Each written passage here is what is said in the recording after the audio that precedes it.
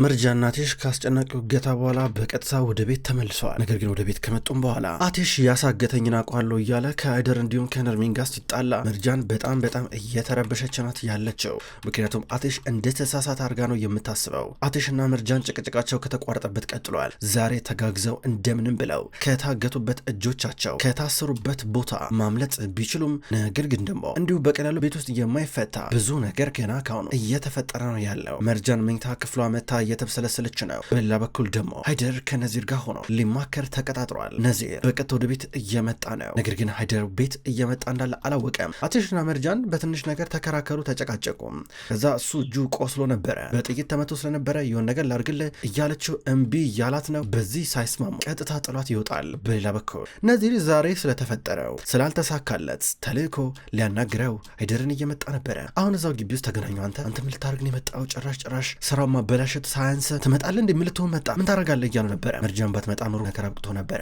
እሷን መጉዳት ስለማልችል ነው እያሉ ነበረ። ምን ብዬ ነበረ እኔ መርጃን ጉዳት ብያለሁ? በቃ በተፈጠረ አለመግባባት ነው እንዴ? መርጃን አድነ አቴሽ መጨረስ ትችል ነበር፣ ይህን ጉዳይ መጨረስ ትችል ነበረ እያሉ ነበረ። በቃ አምልጠዋል። ታዲያ ምን ማድረግ ነበረብኝ? ተጋግዘው አምልጠዋል። በቃ እያንዳንዳቸውን ዋጋ አስከፍላቸዋለሁ። ለመርጃን ብዬ ነው ይህን ነገር እየተወኩት። እነዚህ እብዶች በተለይ ደግሞ የቀጠርኳቸው ጋርዶች ምንም ስራቸውን በአግባቡ እየሰሩ አልነበረም። እነሱም ቢሆኑ የዋጋቸውን ያገኛሉ ይላል ነዚር። አንተ አበላሸው ሁሉን ነገር አበላሸው። ይሄ እብደት ነው፣ በቃ ያለቀለት እብደት ነው። አሁን እነሷን እኔ ነው የሚወቅሱኝ እያለው ነበረ።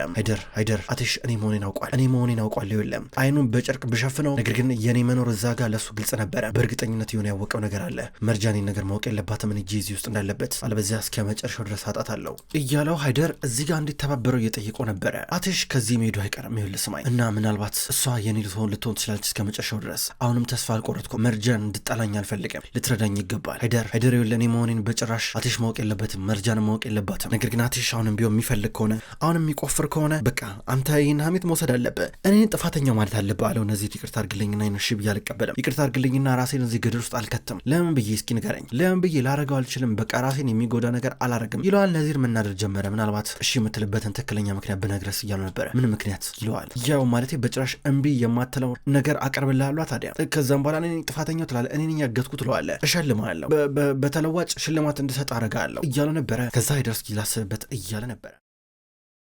በሌላ በኩል ሙዘይን ሶስቱን ልጆቿን አስቀምጣ እየጠየቀቻቸው ነበር። እንዴት ቢደፍራችሁ ነው እንደዚህ ሊሆን የቻለው? እንዴት ቢፈጠር ነው? ቆይ እናንተ ህይወታችሁን ብታጡት ፈጣሪ መስገን ለጥቂት ታርፋቸዋል ስትል ነበር ሙዘይን። አስሊ ደግሞ ከመጀመሪያው ጀምሮ ሲያስፈራሩ ነበረ። ያው እንዳስፈራሩት አደረጉት። ይሄ ቤተሰብ ምንም ደግና መልካም ነገር የለውም ትላለች አስሊ። በሌላ በኩል ሙዘይን ደግሞ አዎ ከዚህም የባሰ ነገር ሊያደርጉ ይችላሉ። በትክክል ወርደን ዋጋቸውን ልንሰጣቸው ይገባል፣ ልንቀጣቸው ይገባል በማለት ትናገራለች። ከዛ አቴሽ እነዚህንም ከጀርባ አለበት እጁ ነዚርም አለበት እያል ነበረ። ከዛ ጀማል እና አብረው ነው እያደረጉት ያለው የምትለኝ አለው። አብረው ነው ሃይደርና ነዚር ሲል ነበር። ጥሩ በደንብ አድርገን እንበቀላቸዋል፣ ይህ ነገር ማሰብ አለብን እያለች ነበር ሙዘይን። አስሊ ደግሞ እና ከነዚህ ጨራቆች ጋር ነው አንድ ቤት ውስጥ አንድ ጣሪያ ስር ምንኖረው? ኧረ ሰዎች እንንቃ፣ ከዚህ በኋላ እዚህ መኖር ላይ ይጠብቅብን ይችላል ብላ ትናገራለች። እሷ ከዚህ ቤት ቢወጡ ደስታዋ ነው። አስሊ ልክናል ልጄ፣ ከዚህ በኋላ እየተጎዳዳን እዚህ ቤት ውስጥ መኖር አንችልም፣ በቃ ጥሩ አይደለም ለህይወታችን ስትል ነበረ። ከዛ አቴሽ ደግሞ እንደዚህማ በቀላሉማ ይገላገሉ ነው፣ በቀላሉማ የሚሆን ነገር የለም እያለ ነበር። ድንገት ዞር ሲል ነዚርን በመስኮት በኩል አየው። ሲያየው ከተቀመጠበት ተነሳ። ጀማልና አስሊም ተነሱ። ወዴት ነህ እያሉ ነበር ጀማል። ከዛ አቴሽ እናንተ እዚህ ቆዩ፣ ጀማል እዚህ ቆዩ እሺ እንዳትወጡ ብሎ በቀጣይ ቢሮን በር ዘግቶት ይወጣል። ነዚር መኪና ውስጥ ሊገባ አለና ድንገት አቴሽን አየው። ሲያየው ከመኪና መግባት ይልቅ በቀጥታ ወደ አቴሽ እየቀረበ ነበረ። ፈጣሪ ሁሉ ነገር ያቅልልህ፣ በእውነት የተፈጠረው ነገር ሰምቼ በጣም ነበር ያዘንኩት፣ እንዴት እንደዚህ ይደረጋል ሲል ነበረ። አንተ እንደሆንክ አውቃለሁ፣ እዚህ ጋር ምንም መደባበቅ አያስፈልግም እያሉ ነበረ። ከዛ ነዚር ስለምን እያወራ እንዳል አልገባኝም እያሉ ነበረ።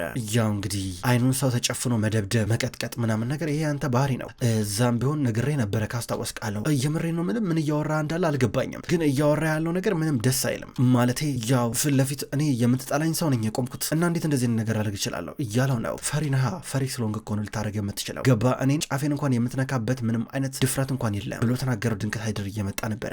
ሃይደር እየመጣ ከነዚር ጀርባ ቆመ፣ መመልከት ጀመረ። ድንገት የመጣችሁ ደግሞ መርጃ ናት። ምን እየሆናችሁ ነው ትላለች። ያረከው ነገር በሙሉ ዋጋ ትከፍላለህ፣ አንተም ብትሆን ዋጋ ትከፍልበታለሽ፣ ሁለታችሁም የዋጋችሁ ነው የምሰጣችሁ፣ ችግር የለም ለሱ እያለ ነበረ። መርጃን ይህን ነገር ሲናገር እዚህ አቴሽ እያስከፋን ነበር ና ያንቺ ወደዚህ ብሎ እጇን ይዞ ወደ ቤት ይዟት እየገባ ነው። ይህን ጊዜ ሃይደር እንዲሁም ነዚር በርቀት ይውሉ ሲሆን ይመለከታሉ። ነዚር ተኩርሮ ከተመለከተ በኋላ ምንም ነገር ማለት አልቻለም። ቀን ሙሉ ከሃይደር ጋር ሲከራከር ሲደርቅ ነው ያለው። መኪና ውስጥ ገብቶ ሄዳል፣ ሰልችቶታል። ከዛ አሁን እዚህ ጋር መርጃን እንዲሁም አቴሽ በቀታ ወደ ቤት ከገቡ በኋላ ጠንከር ያለ ጭቅጭቅ ውስጥ እየገቡ ነበር። ምን እየሆንክ ነው ያለው ትላለች። ምንም እየገባኝ አይደለም፣ ለምሮ ከአባዬ ጋር ከነዚር ጋር የምትጨቃጨቀው ስትለው ነዚር ነበር ያሳገተኝ፣ እሱ ነበር ያሳገተኝ እያላል ነበር መጀመሪያ አባቴ። አሁን ደግሞ ነዚር ምንድነው አንተ ዝም ብለህ ሁሉም ያለኝን ቤተሰብ በሙሉ የምትወቅስብኝ የምትከስብኝ ምንድነው እየፈለክ ያለው? በቃ ሁሉንም ካልወቀስክ ካልከሰስክ አይሆንልህም እንዴ አንተ? እንዲ ሰው እኮ አንድ ጠላት ይበቃዋል፣ አንተ በጣም ብዙ ጠላት እንዲኖር ትፈልጋለህ እንዴ አለችው። አልፈልግም እያለ ነበር። ታዲያ ለምንድነው ሁልጊዜ ቤተሰብ የምትወቅስብኝ? ለምንድነው ማታወን? ተውን በቃ እያለችው ነበር። ጣቷን ደረቱ ላይ አርጋ እሱ ጣቷን እየያዘ በቃኛል ከዚህ በላይ ትዕግስቴን መቆጣጠር አልችልም እያላን ነበረ። ስማኔ ለማንም አልተከራከርኩም፣ ለማንም ጥብቅና አልቆምኩም። ነገር ግን አንተም ብትሆን ሁሉም ሰው ላይ እያፈረድክ ነው። እስከ መቼ ድረስ ነው ይህ የሚሆነው? አቴሽ ንገረኝ እስኪ አለችው። ነዚር አንቺ ህይወት ውስጥ እስካልድረስ ነዚር እዛ ቦታ ላይ ነበር እኮ ነው የምልሽ። ለምንድነው አንድ ጊዜ እንኳን የማሰሚኝ እያለ ነበረ። እንዴ አላየሁትም አላለክም እንዴ አለችው። አላየሁትም፣ ነገር ግን ከጠረኑ አውቀዋለሁ። እሱን ማየት አይጠበቅብኝም። የእሱ ፍርሃት ጠረኑ ገና በሩቁ ነበር የሚሸተኝ አውቀዋለሁ። ሃይደርም አባትሽን ቢሆን እዚህ ነገር ውስጥ እጁ አለበት እያለ ነበረ። ተቀመጠች። ይሄ ነገር እየሰለቸኝ ነው አቦ፣ ይሄ ነገር እያስጠላኝ ነው፣ ምንድነው ማረቀው ትላለች። ለማንኛውም ርዕሱን መቀየር ካለብኝ እንቀይራለን። በዚህ ጉዳይ ላይ ታውቂያለሽ፣ አንቺን ብትሆኚ ምንም ማዕከል ሆነሽ መርገጥ አትችይም። አባትሽን እንደምትደግፍ የታወቀ ነው። እኔ ግን አባትሽ እዚህ ነገር ውስጥ እጁ እንዳለበት አሳይሻለሁ በማስረጃ ብሏት ጥሏት ይወጣል። ጭንቅላቷን ይዛ ተጨንቃ እያሰበች ነው። ሰዓቱ ሄዷል፣ መሽተዋል። አቴሽ በውጭ በኩል ነው ያለው፣ እየተንጎራደደ ወደዚህ እያለ ነበረ። እሷ በአንድ በኩል መኝታ ክፍሏ በረጋ ሆና እያየችው ነው። ድንገት ስትወጣ ዞር ብሎ ተመለከታት። እሷም አየችው፣ እሷ ቁልቁል እያየችው፣ እሱም ቀና ብሎ እየተመለከታት ድንገት ፈገግ አለችለት። እሱም ፈገግ እያለ ነበረ። የሚያስታውሰው እጇን ይዟት ጫካ ውስጥ እየሮጡ እያሳለፉትን የሚገርም ጊዜ ነበረ። የምር አሁን እንዲያየኝ ስለኔ ግን ያስባል፣ ይጨነቃል። የምር ግን ይህን ያህል ያስብልኛል እያለች ነበር። እሱም ቢሆን የምር ይህን ነገር ግን ታስብልኛለች ሲል ነበር። እጁ ቆስሎ ከጸጉሯ ላይ የሆነ ጌጥ ነገር አውልቃ ክንዱን ነገር ልጠቀልለት ስትሞክር እያስታወሰ አብረው ከገደል ላይ ሲዘሉ ይህን ሁሉ ነገር ያስታውሳል። ከዛውንም ዞር እያለ ያያታል። ድንገት ጀማል መጣ። ጀማል ሲመጣ አቴሽ አንጋጦ ተመለከተው። ከዛ መጣና ምንድነው የሚያየው ብሎ ቀና ሲል መርጃን አያት። ከዛ ጀማል ገባው። ፈገግ እያለ ነበረ። ፈገግ ማለት ነው ያለበት። መርጃን ብትሆን ፊት ለፊት አየቻቸውና ቀጥታ ወደ መኝታ ክፍሏ ገባች። ጀማል በፈገግታ አቴሽን ይታዘባል። እንዴት ነህ ታዲያ አሁን እንዴት ነህ? እየተሻለ ነው አለው። ደህና ነኝ አንተ እንዴት ነህ ሲለው ጀማል እንደምትሄድ ደህና ነኝ። ያው እንግዲህ እንደዚህ ቶሎ ጋር አገገማለሁ ብዬ አልጠበቅኩም ነበረ። በነገራችን ላይ መርጃን አስደምማኛለች እንዴ። የሚገርም እኮ ጥበብ ነበር ቅድም ያሳየችን አለው። እውነትህን ነው እኔም በጣም ተገርሜባታለሁ። እንደዚህ ትሆናለች ብዬ አልጠበቅኩም ነበረ። ሁሉንም ጠፈጠፈቻቸው እኮ አንተ ሲለው ነበረ። አዎ በትክክል ላቴሽ ካራን የምትገባው አይነት ሚስት በእውነት እናንተ ምርጥ የዓመቱ ምርጥ ጥንዶች ነው የሚወጣችሁ አለው። ከዛ አቴሽ አንተ ምንድነው የምትለው በእናትህ እያለው ነበረ። ጀማል ግን አቴሽን አያምነውም። ከዚህ ቀደም አቴሽ እንደዋሸው ነው የሚያስበው። ታውቃለህ እኔ ሰው ውለታ እንዲውልልኝ አልፈልግም፣ ነገር ግን ውለታው አለብኝ። እንዴት አድርጌ ውለታውንም እንደምከፍለው በጭራሽ አልገባኝም፣ አላቅም እያሉ ነበረ። ጀማል ትከሻው መታ አድርጎ በቃ ወደ ውስጥ እንግባ፣ በቃ እንቅልፋችን ተኛ እያለው ነበረ። አቴሽ ወደ ሜታ ክፍሉ ገባ። እንቅልፉን እየተኛ ነበረ። ጀማል በሌላ በኩል ተቸግሯል። አቴሽ የሆነ ነገር ሲሆን የምታግዘው መርጃን ናት። ጀማል ማንም የለው። አንገቱ ላይ የሆነ በሰደፍ ነገር ተመቷል። እሱን አሁን በነፍጥጥ ነገር እየጠረገ ነበረ። በጣም ተቸገረ። ከዛ ድንገት አስሊ መጣች። እንዴ ጀማል ለምን አልነገርከኝ? ምንድነው ብቻህን የምትሰራው? አግዝህ እኮ ነበር እኮ አለችው። እንዳረብሽሽ ብዬ ነው አላት። ምንድነው የምትረብሸኝ? የማይረባ ነገር አታውራ። እስቲ ምን ሆነ ነው አለችው። ቅድም በሰደፍ መጥተው የነበር ጀርባዬን ለረጅም ደቂቆች ራሴን ስቼ ነበር አላት። ጥጡን ተቀበለችውና ከዛ እኔ ልጥረግላለችው። አረ ችግር የለም ይላታል። አይሆንም እያለችው ነበረ። እየጠረገችለት ቀኝ እጇን ደግሞ ክንዱ ላይ ያስቀምጣ ነበረ። ዞር እያለ ጣቶቿን ይመለከታል። እታውቃለህ አይደል እንደዚህ ያልነበርንም እኮ እዚህ ስንመጣ፣ አሁን ግን ብዙ ነገር እያጋጠመን ነው። እንግዲህ ጀማል አንዳንድ ጊዜ ሰው እንዲረዳ ከፈለክ እኔን መጥራት አለብህ፣ ምክንያቱም ከጀርባ አይን የለህ፣ እንግዲህ ብታይ ችግር የለም ግን አታይም እያለችው ነበረ። እሱም በፈገግታ ይቀበላል ሀሳቧን። ከዛ እሺ ብሏት እየጠረገችለን ነበረ። አቴሽ በቀጥታ ወደ መኝታ ክፍል እየገመጣ ነበረ። መታጠቢያ ክፍል ትንሽ ቆይት ብሎ ተመለሰ። መርጃን ተኝታለች። ከዛ ተመለከታት። ፈጣሪ እቺ መርጃን ለእኔ የተለየች ናት። ዛሬ በሚገርም ሁኔታ ብቃቷን ነበር ያሳየች። ማናት ግን እች ልጅ እያለ እየተመለከተ ነበረ።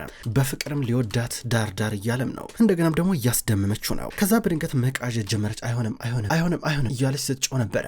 አይሆንም እያለች ስትጮህ ድንገት እሱ መጣና ተቀመጠ። መርጃን እያለ ነበረ። አብቅቷል፣ አይዞሽ ቅዠት ብቻ ነው እያላን ነው። ድንገት እሷ ባንነች። ስትባን አይዞሽ እያላት ነበረ። ቶሎ ብላ ዘላ አቀፈችው። እዚህ ጋር መርጃን አቴሽ ስታክፈው ተረጋጋ፣ ደስ አለው። እሷ ጠምጠም ብላበታለች። ሊያቅፋት ግን ፈራ። ከዛ በደንብ እያቀፋን ነበር። ከገደሉ ላይ ሰው ወርቅ ስፈጠፈጥ ነበር ያየሁት። ወይኔ ወይኔ መጥፎ ምን ያየሁት እያለችው ነበር። አይዞሽ አሁን ተርፈሻል፣ ድነናል፣ አሁን ችግር የለም እያላን ነበር። ከዛ ለቀቀችው። ምንድነው የተፈጠረው ትለዋለች። ከዛ ተረጋጊ በቃ እያላን ነበረ። ከዛ ይቅርታ ጠየቀችው። ምንም ይቅርታ የሚያስጠይቅ ነገር እኮ አልሰራሽም ነው ጠጪ ብሎ ውሃ እየሰጣት ነው። እሷ እየጠጣች ምስጋናን እያቀረበች ነው። በቃ ተኛ አላት። አስተኛትና እንቅልፏን እስክተኛ ጠበቀ። ከተኛች በኋላ እሱም ወደሚተኛበት ሶፋ ጋር እዛው ላይ ተጋድሞ እንቅልፉን እየተኛ ነው ያለው። በጠዋት ሁለቱም ከእንቅልፍ እኩል እየነቁ ናቸው። በተለይ መርጃን ቀደም ብላ ተነሳች። ከዛ ቀደም ብላ ስትነሳ እሱ ሶፋ ላይ ጋደም ብሏል። አልጋ ላይ አብራት አይተኛም። ነገር ግን ምንም የደረበው ነገር የለም፣ ይበርዷል ብላ የሆነ ነገር ልትደርብለት አመጣች። ወፈር ያለ ነገር አምጥታ ልታለብሰው ስትል ድንገት እጇን ያዘና ምን እየሰራሽ ነው ይላታል ተቆጥቶ። እሷ ላለብስህ እኮ ነው እያለችው ነበረ። ይቅርታ ጠየቀችው። ምንም ችግር የለም ብሏት ሄደ። ቆይ ምንድነው ችግር ብላ ራሷን እየጠየቀች ነበረ። በሌላ በኩል ነዚር እንዲሁም ሃይደር በግልጽ ተገናኙ።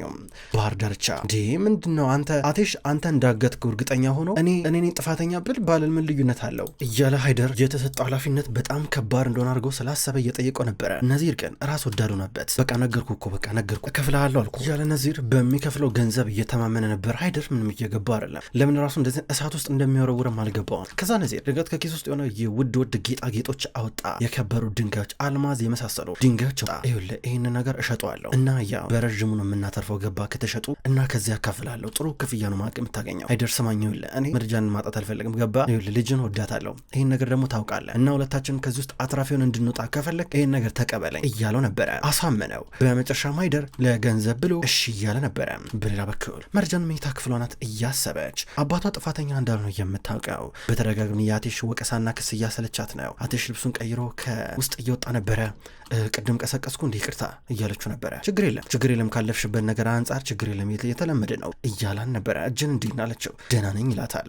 ያው እንደዚህ አይነት ነገር ውስጥ ማለፋችን ነገሩን ከባድ እያደረገው ነው። ችግር የለም እያላ ኮቱን ሊለብስ ብሎ ማቃሰት ጀመረ። እርዳታ አያስፈልገኝም ብሎ ሲለብስ ግን አቃተው መልበስ። ኮቱን እሷ እየለበሰችው ነበረ። ካለበሰችው በኋላ የት ልትሄድ ነው አለችው። ስራ እያላን ነው። ከዛ እዚህ ጋር ኮቱን ሸሚዙን እያስተካከለችለን ነበረ። አሁን ቢያንስ እጁ እሱ በስነስርዓት አይሰራም። ይህን ስታደርግለት በጣም እየገረመው ነበር። ድንገት ተያዩ። እንደማላደክመ እርግጠኛ ነኝ እንደዚህ እንደማላሰለች አለችው። በጨራሽ እያላን ነበረ። ከዛ ነዚርን አባዬንም እስከምትረጋግጥ ድረስ በትክክል በማስረጃ እስኪ ድረስ እነሱን ማስጨነቅ አቁም አለችው። ከዛ እሱ በቃሽ እያላን ነበረ። አጉል ጥብቅናሽን አቁሚ እያላን ነበረ። ሌላ ምንም አማራጭ የለኝም እነሱን ከመቆስ ውጭ እያላን ነበረ። ለምን በስነ ስርዓት ቁጭ ብለን አናወራ እያለችው ነበር። አሁን እያወራን አይደል እንዴ አላት። ተጨቃጨቁ። መግባባት ከበዳቸው። ጥሏት ይወጣል። ምን ይሻለኛል ብላ ስታሰረ ጀማል በሌላ በኩል በዋናው ሳሎን በመሆን ስልክ እያወራ ነበረ። ድንገት አቴሽ እየመጣ ነው ያለው። ይሄ ነዚር ደሞንም ችግር እየፈጠረብን ነው። ስማ የሆነ ነገር እየጀመረ ነው ያለው።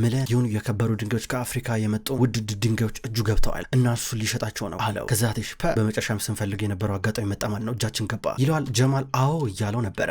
ሁለቱም በዚህ መንገድ ነዚርን ሊያጠምዱት እየሞከሩ ናቸው። ነዚር በመጨረሻም በነዚር ሀሳብ በመስማማቱ አሁን ራሱን ሊያጋልጥ በቀጥታ ወደ አቴሽ መጣ። አቴሽ ቢሮ ውስጥ ነበር ስራውን እየሰራ። ድንገት ሃይደር በሩን በርግዶ ሲገባ አቴሽ አንተ እዚህ ምን ትሰራለህ ሲለው ነበር። ለማውራት የመጣሁት ሲለው ነበረ።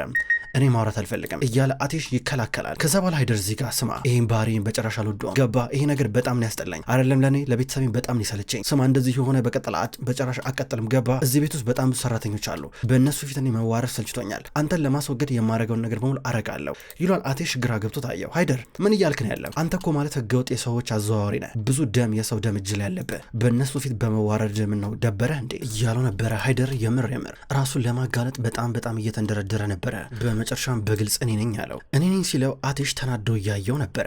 እኔ ነኝ እንድትታገት ያረኩ እያለው ነው። አንተ እኮ ጨካኝ ነህ፣ አንተ እኮ ሲጀመር ሴት ልጅን ለገንዘብ ብለህ ከማታውቀው ሰው ጋር ያጋባት ልጅን እሳት ውስጥ የወረወርካት ሰው ነህ እያለ ይመልስለታል። እዚህ ጋር ሃይደር በመጨረሻም ራሱን በማጋለጡ ያንን ትርፍ እንደሚያገኝ ሆኖ ሲናገር ድንገት መርጃን መጣች። መርጃን ስትመጣ አባቷ ያወራው ነገር ስትሰማ ደነገጠች። አባዬ ምንድነው የምታወራው ምንድነው የምትለው ብላ እየጠየቀችው፣ በአንድ በኩል ሃይደር አፍጦ እሷን አቴሽንም ይመለከታል። አቴሽ በመጨረሻ የመርጃን አባት ሃይደር እሱን እንዳሳገተውና እስካሁን ድረስ መጥፎም ስራ ሲሰራ እንደነበረ ሲዋሻት እንደከረመ እያጋለጠው ነው። ውድ ተመልካቾች እንኳን ወደ ቅጠል ቲቪ ዩቲዩብ ቻናል በሰላም መጣችሁ። ክቡራን ተመልካቾች ይህ ድራማ መሀል ልብ ነው። መሀል ልብ ድራማ ከዚህ በኋላ በቅጠል ቲቪ ዩቲዩብ ቻናል ወደ እናንተ ዘውትር በተመሳሳይ በዚሁ አቀራረብ ይቀርባል። አቀራረቤ የተመቻችሁ ክቡራን ተመልካቾች ሁልጊዜ ዘውትር እየመጣችሁ እንድትከታተሉ እጋብዛለሁ። ይህን ቻናል ሰብስክራይብ ያላደረጋችሁ እስካሁን ድረስ ሰብስክራይብ በማድረግ እንድትቀላቀሉን ጠይቃለሁ። ይህን ቪዲዮ ላይክ እንድታደርጉም ጠይቃለሁ። ውድ ተመልካቾች በሁለተኛው ድራማ በዘውድ ድራማ ድራማ ደግሞ በሌላ ቀን የመጣ ይሆናል። እሱ ድራማ አልተጠናቀቀም። እሱንም ቢሆን በተመሳሳይ አቀራረብ በተለያየ ቀን ወደ እናንተ ይዤ የመጣ ይሆናል። ሁሌም ስለምትከታተሉኝ በጉጉት